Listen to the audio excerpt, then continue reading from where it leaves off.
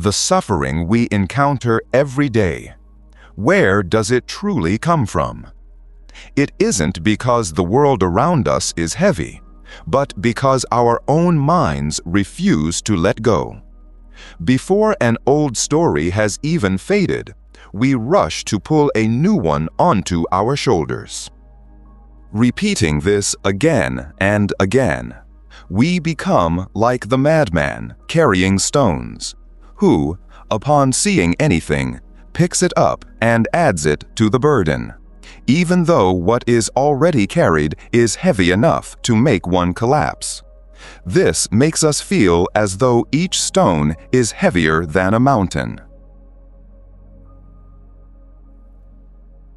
Welcome to the Abandoned Forest Temple, a quiet space where the timeless teachings of the masters of the Thai forest tradition are shared with the world in English and Spanish.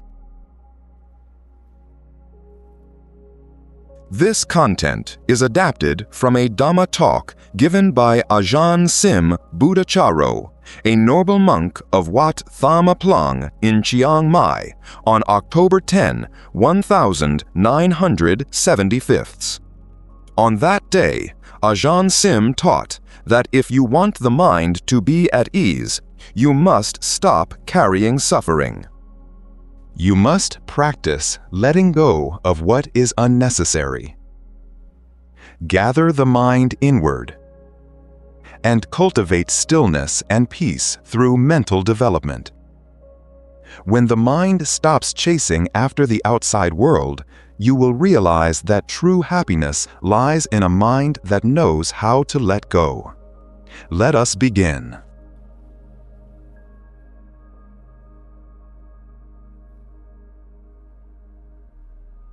In its natural state, this mind, the true heart and mind, is singular. One person, one animal, no matter who, has only a single mind. It is just this one mind, citta. But the wanting, the struggling, the defilement, kilesa, is vast. It is said to be immense. The ancients, abstracting from the various sense bases, ayatana, stated that there are 1,500 defilements and 108 forms of craving, tanha. This simply means they are numerous. The more one thinks, the more the defilements multiply along with the thoughts. Therefore, the Buddha taught to gather the mind inward. If the mind is gathered inward, it becomes one. This single mind is the one that wanders and is deluded in the sensual realm, kamabhava, the form realm, rupabhava, and the formless realm, arupabhava. In the human world, the celestial worlds, the Brahma worlds, the ghost worlds, and the hell worlds. No matter the world, it is this single mind that wanders and gets lost. When it is born into any realm and establishes itself there, it clings to the belief that it truly exists in that realm. When this single mind is brought inward, it is easy to look after because it is a single thing. Now, if we think too much, fabricate too much, following the power of the defilements and cravings in the heart, then things become complicated and chaotic. The Buddha taught that the mind is supreme, the leader. All things are accomplished through the mind. Whatever the mind desires, does, or speaks, whether creating merit or demerit, it is all accomplished by this very mind. Even the Buddha, in cultivating the qualities for enlightenment knowledge, bodhināna, succeeded because of this mind and heart. That which leads the body and speech to act well and do good is this very mind. It isn't that we don't know or understand this mind. It is present. We all know that within ourselves, within our hearts, there is thinking and fabricating happening at all times. All forms of wanting are given the name tanha. Sensual craving, kama tanha. Craving for existence, bhava tanha. And craving for non-existence, vibhava tanha. This is the struggle, the turmoil, the agitation that prevents the mind from being calm. When it is not calm, the more it struggles, the more entangled it becomes. For the most part, when the mind is not calm, not firmly established within itself, it is the mind itself that goes searching, gathering various matters to think about, to ponder, to fabricate. This is despite the Buddha's teaching that one should not pick up anything more. What is already here is heavy enough. The 5 aggregates, khandha, are already a heavy burden. Yet we still go out and gather external matters and moods, making things even more chaotic. It becomes heavier and heavier, as if we are already carrying and shouldering a full load, but finding it insufficient, we add even more. A mind that is not calm, not settled within itself, is likened to a madman carrying stones. There is a parable about a madman carrying stones.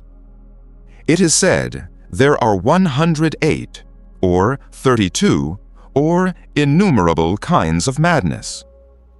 There is one type of madman who is not malicious in any way. He gets a basket or a container and carries it on a shoulder pole.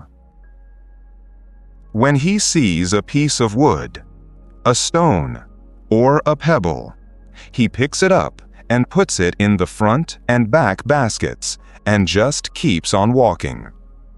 Whatever he sees on the side of the road, he picks it up. He is known for collecting heavy stones and carrying them. He carries them until he can no longer move. So he takes some out. Once it's light enough to proceed, he continues on his way. He is called a madman. This type of madman has no issue with anyone. His only issue is with stones. Seeing a heavy object, he places it upon himself and carries it. When the load gets lighter, he adds more. Seeing a new object, he adds it in. He does this all day and all night. This is one parable.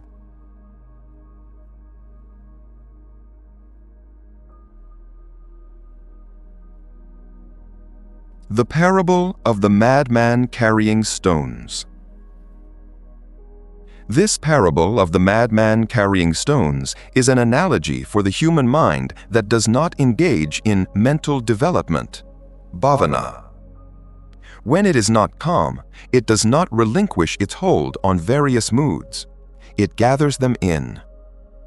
The eye sees a form, and one gathers it in to think about, to ponder, to fabricate, with the intention of grasping and clinging, just like the madman carrying stones. If the form is good, one wants it, struggling and scrambling. A beautiful form, be it an object, a utensil, or a person, upon seeing it is good, one desires it, striving after it according to sensual objects, objects of existence, and objects of non-existence. It gathers and grasps. Then, when the form is not good, ugly, frightening, or hateful, one gathers that in as well, hating it fearing it, and detesting it. This prevents the mind from achieving concentration, samadhi, in mental development.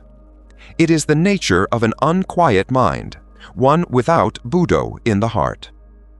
When the eye sees a form that is pleasing, it gets lost in one way. When the form is unpleasing, it gets lost in another. It's just turmoil, like the madman carrying stones.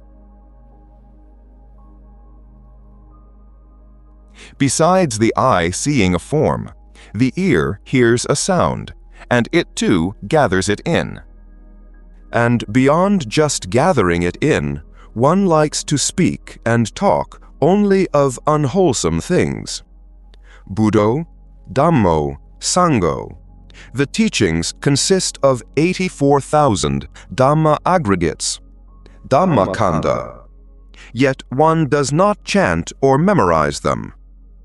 But as for words of scolding, insults, and slander, one loves to think about them. Even if the event happened long ago, it is remembered, never forgotten, written down, and never erased. It has been like this for eon, kappa after eon, through lifetime after lifetime, for humans and all beings of the world. It's always been this way, not knowing how to let go. In the path of concentration and mental development, the Dhamma, the teachings of Buddhism, instruct one to be resolute in the practice of preparatory meditation. Other people are not as important as our own mind. It is our own mind that should be trained in mental development, mindful and observant within itself, without heedlessness. One need not carry or bear the burdens of others. The beings of the world are innumerable. The Buddha said they are anantam, aparimanam, infinite, immeasurable. The beings of the world, even just the humans, cannot be counted. Just think, the animals in the water, on land, and in the air are so numerous. The world is full of beings. When could they ever be counted? No one can count them. The earth itself is full of them. Ants, termites, tiny insects, so numerous they haven't been named. They are countless. There are the beings that have already taken birth, while those that have not, existing only as a mind or consciousness, could be said to pack the world. The minds and consciousness, vijnana, of all beings are said to fill the world. Or, as the ancients would say, the minds and hearts of the world's beings fill the world like rice stuffed into a sack. Just as rice fills a sack, a pot, a jar, or a vat, packed tightly inside, so do the minds and hearts of beings fill the world without end. Some people today see that the human population is so large that governments in each country cannot support them. There must be birth control to prevent more births. If more are born, there will be many problems for each individual, so they implement birth control. But whether they are born or not, the minds and hearts of beings are born just the same. They already exist. Birth control can only control the form aggregate rupakanda, preventing a form from arising, but it cannot control the mind and heart. The mind was born before its controller. It has been born for countless lifetimes, for so many eons that one cannot count the ages of the heavens and the earth. This mind, therefore, is one that has been lost in the world for a very long time, a madman carrying stones for an uncountable duration. Even the fully enlightened Buddhas who have attained awakening in the world, all the Buddhas knew that the beings of the world were too numerous to be saved by mental development alone. Each Buddha comes to aid, to teach, and to guide, but the beings are never all saved. An incalculable number of beings have escaped suffering and reached Nibbana by following each Buddha. But even so, the world of beings never comes to an end. Why? Because the minds of these beings are still lost in delusion. This being the case, one is taught to practice restraint, samvara, to be determined in one's practice and devotion, and not let the mind gather external moods and stories, for they are endless. One must learn to let go. The eye sees a form. The ear hears a sound. The nose smells a fragrance or an odor. Do not grasp or cling to them. If the mind, in its delusion, grasps and clings, it brings suffering to the heart, suffering to the world without end. When it comes to the sense of smell in the nose and the sense of taste on the tongue, the matter of food is a crucial one. The lives of all beings are sustained by food. They are born and continue to live because they consume food. If beings had no food to eat, the form aggregate could not endure. The taste of food is a major affair. Because a mind not established in concentration and mental development, lacking a calm and peaceful inner state, will inevitably struggle and be agitated in matters of food and eating. That which has passed, whatever one has eaten or consumed before, this mind will go and cling to it. It is like the madman carrying stones. It carries the past and refuses to let it go, bringing it back to think about and ponder over. And it thinks ahead to the future, lost in the taste of food, failing to realize that taste merely sustains the form aggregate. Once the form aggregate is sustained, we can then develop tranquility meditation, samatha kammatthana, making the mind calm and subdued, not allowing it to be distracted by external matters. This will bring the mind and heart to a state of calm and stability within, allowing one to gather the mind inward and not be agitated by external affairs.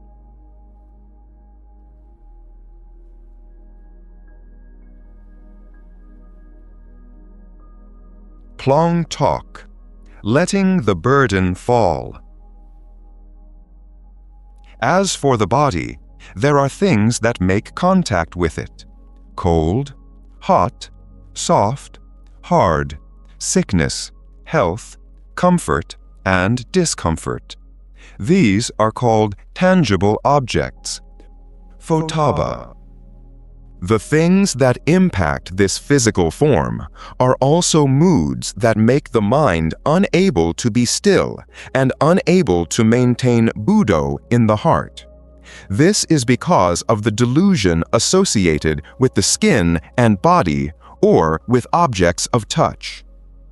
Whatever one has, whatever one wants, the clothes that cover the body, besides protecting from heat, cold, and insects, are also worn for adornment, to enhance the body's beauty and make it look special, in a way that is endless.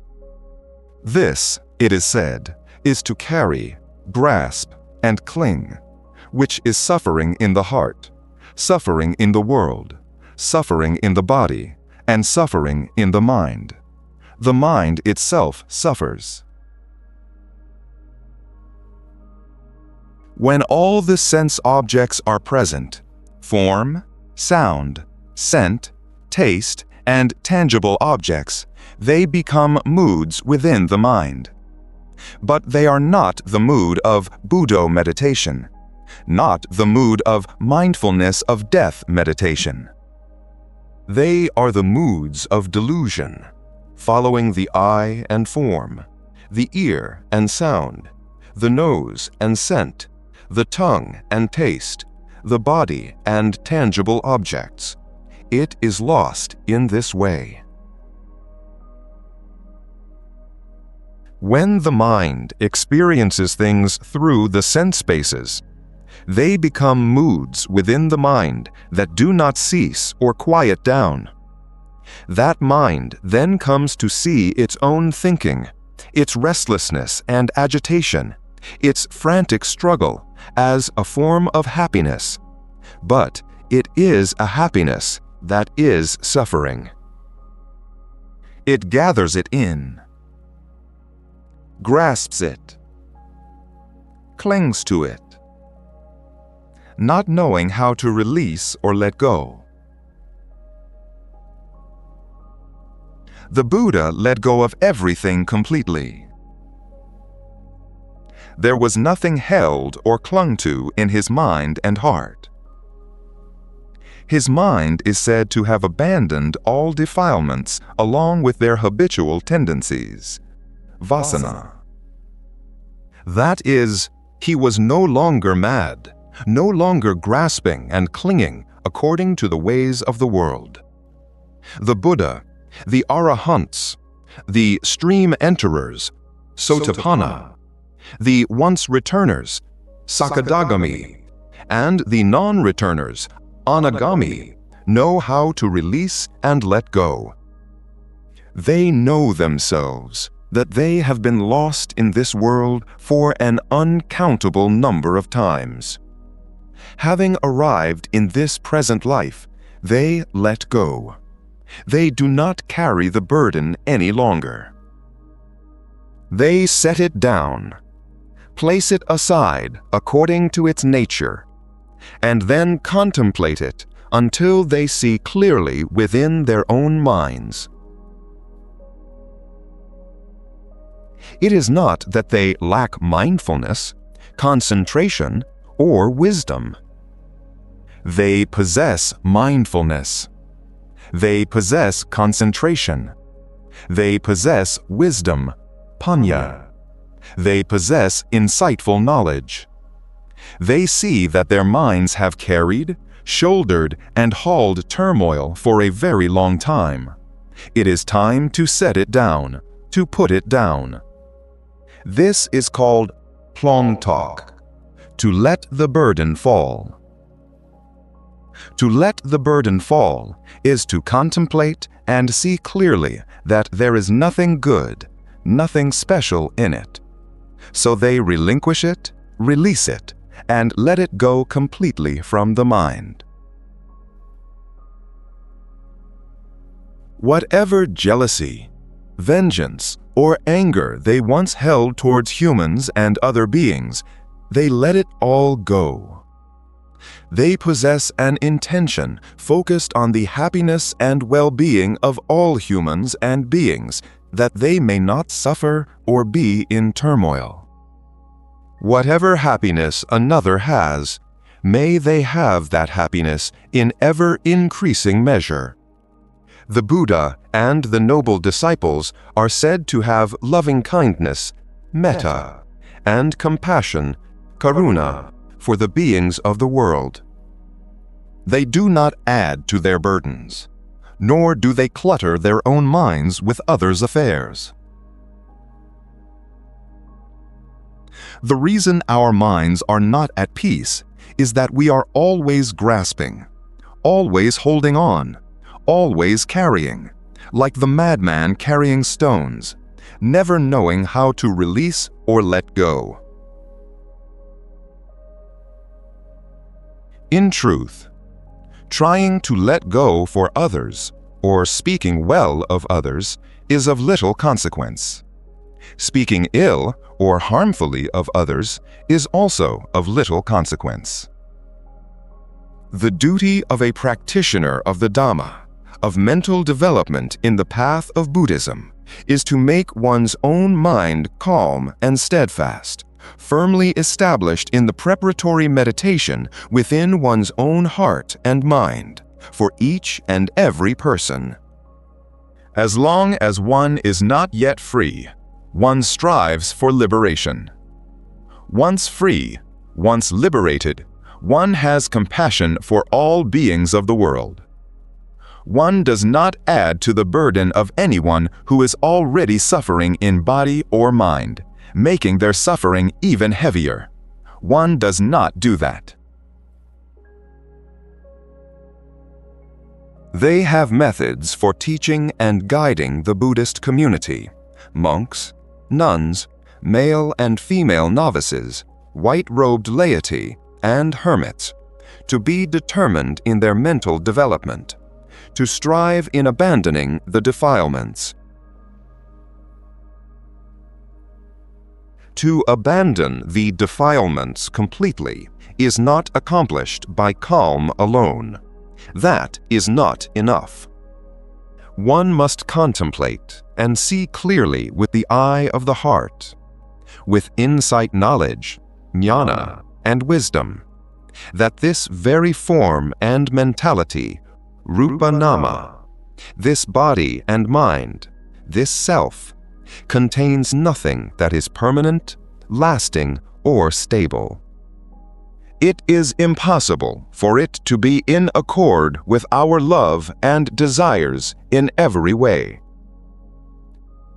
This is because the form aggregate, this solid body, and the mental aggregates, namakanda, which consist of the mind's thoughts and fabrications, are characterized by impermanence, anicca, suffering, dukkha, and not-self, anatta.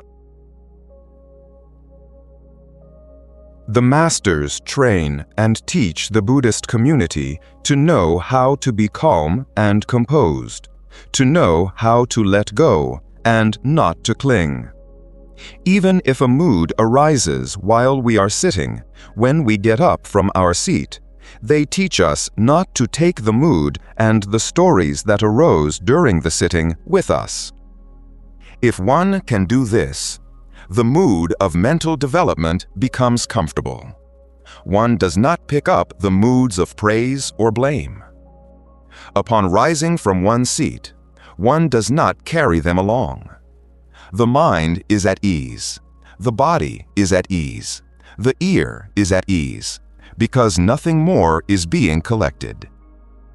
Or if one is criticized, blamed, or slandered while in the water, upon getting out of the water, do not bring it with you. Leave it in the water. This is a strategy for teaching practitioners. Do not collect it. Do not carry it, grasp it, or cling to it. If you grasp and cling to it, there is no end. When it comes to the world, there is no end to it. The more one adds to it and promotes it, the further it goes. It never ends. Why does it not end? Because it revolves around the same old moods. This entire world, form, sound, scent, taste, tangible objects, and mind objects, dhammadānaṃ, in the internal and external senses, is constantly in contact and collision. Where can it end? It spins in the same old patterns. It is said to be like an ant crawling on the rim of a pot. No matter how much it crawls, where is the end? The object is round. It crawls according to its own ignorance, circling in the same old way. Even our own thoughts, which we think travel to the farthest reaches, travel far only by circling in the same old patterns. Therefore, the Buddha taught not to revolve back into this world anymore. Calm the mind and heart. Establish the intention firmly in the mind and heart. Let that mind have wisdom to contemplate the arising, existing, and ceasing. This is the nature of all conditioned phenomena, sankhara. They must be like this. Even the mind that resides in this form aggregate, this body, this self, cannot have everything it desires. It is impossible, because this form aggregate is subject to aging, decay, sickness, and inevitable dissolution. It is the mind that cultivates Buddha that is different. Whoever is determined not to let their mind go out and receive external stories, whatever is external, leave it there. Whatever story enters and troubles the mind and heart, strive to abandon it within the heart. Be determined in the preparatory meditation of Buddha, gathering the mind into the heart itself. Strive to remain in your own heart at all times.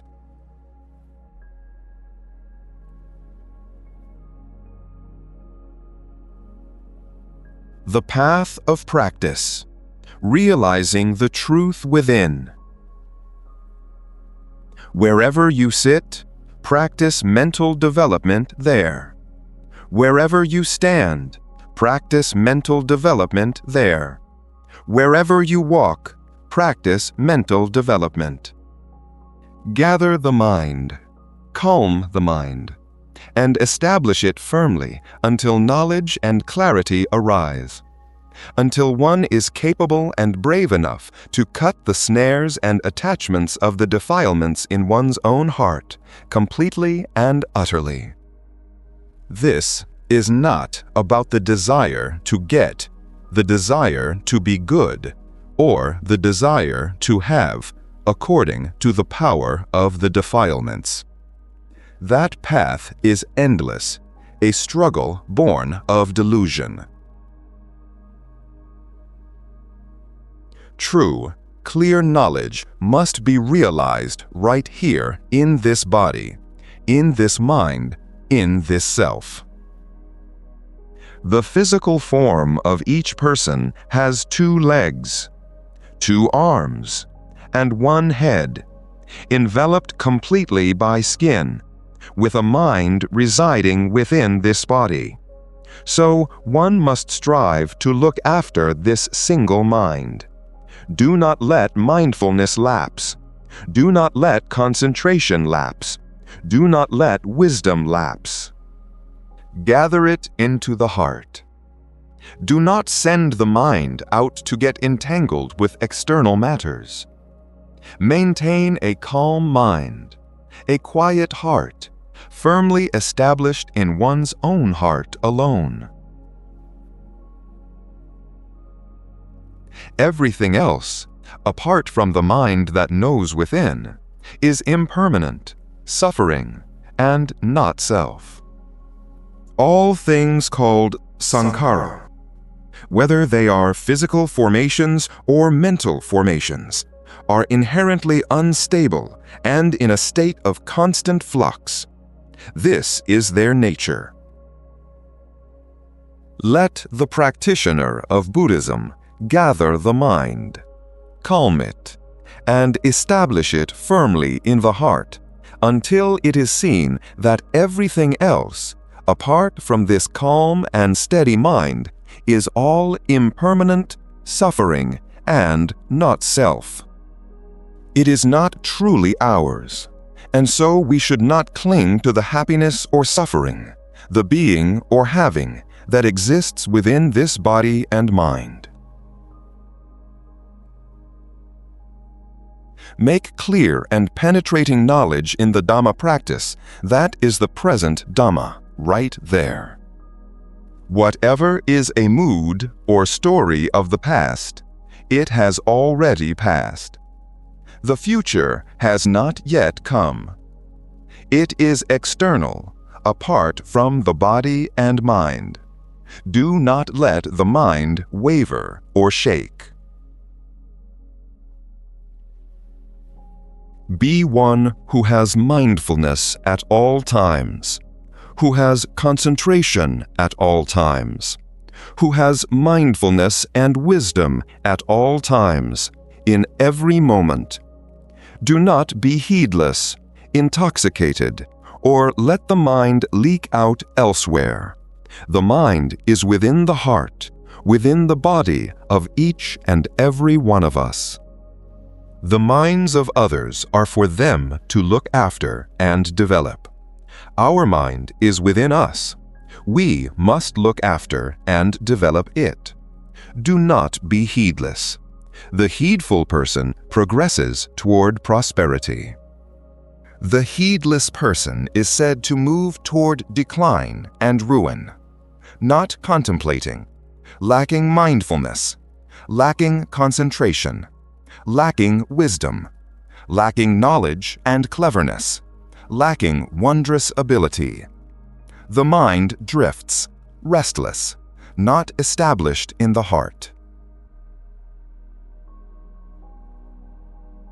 Be one who is leading inward, opaneko, bringing the mind to the principle of the present moment, right here, right now.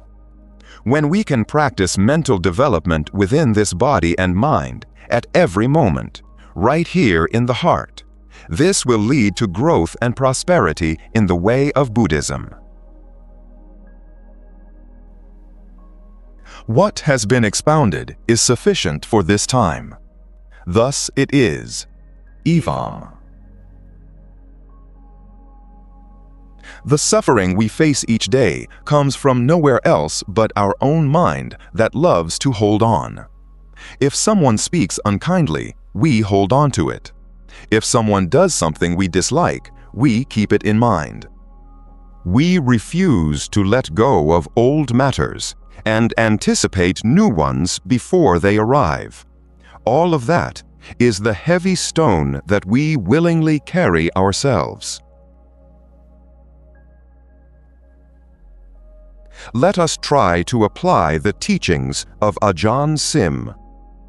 He taught us to stop collecting, stop thinking, stop fabricating, and the mind will become unbelievably light. This is the heart of Dhamma practice. Just by knowing how to gather the mind inward, to stop chasing after moods, to practice Buddho. If you can't think of anything else, just repeat Buddho. The next time you are aware, you will see that the suffering that was once heavy hasn't gone anywhere. It's just that we didn't make it into suffering for ourselves from the very beginning. Therefore, it is merely something that makes contact with us, and that is all. This was the Dhamma for today from AJAHN Sim Bhuttacaro, the noble monk of Wat Tam Pha Plong. If today's Dhamma was beneficial, please follow or subscribe so as not to miss future Dhamma talks. You can also support us further and find links to watch the video version or listen to the audio-only format for your convenience in the description box. May all share in the merit of this wholesome listening. The abandoned forest temple has prepared a brief moment as a space for you to find peace or reflect on the Dhamma or practice. Please find a comfortable posture. Gently close your eyes and mindfully be aware of the breath passing through your nose.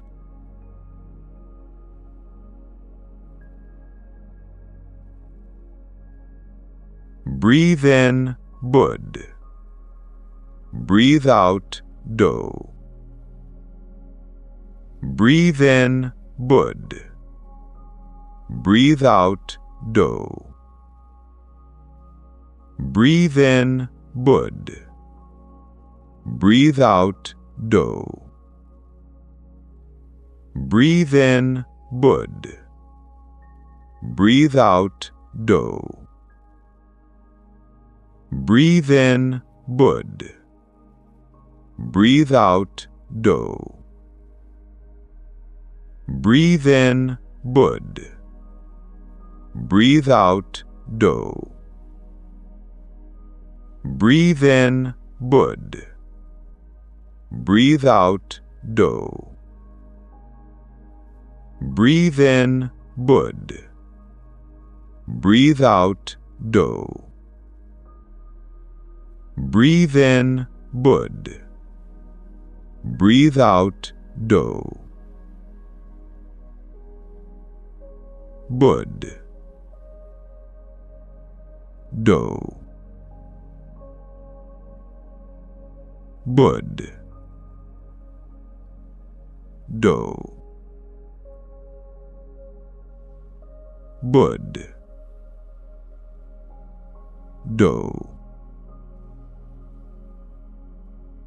Bud. Do. Bud. Do. Bud. Do. Bud.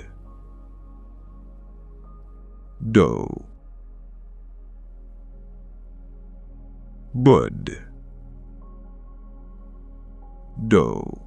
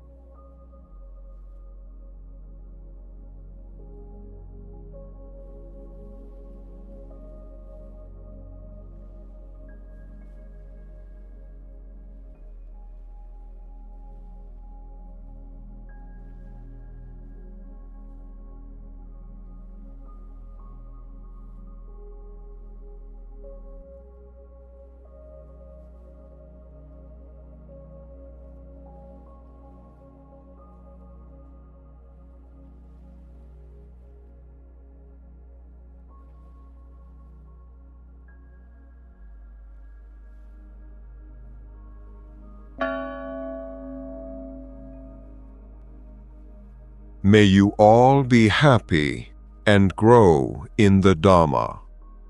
Sadhu.